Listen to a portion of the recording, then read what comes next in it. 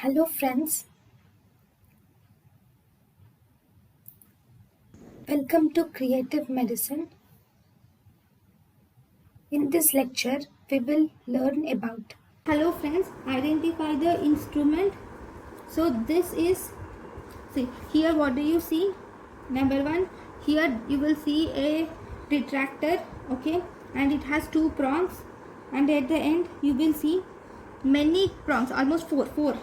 You will see 2 to 6 blunt or sharp outward curved prongs. These are curved outside, see, these are curved outward like this, so they are sharp outward curving prongs.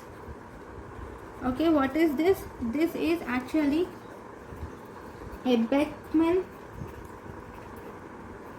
Wietlander retractor.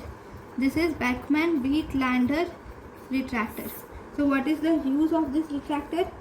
It is mainly used to retract or hold back tissue or bone for exposure. It is used to retract or hold back tissue or bone for exposure.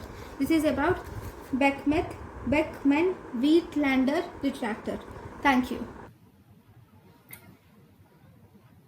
Thank you and thank you for watching.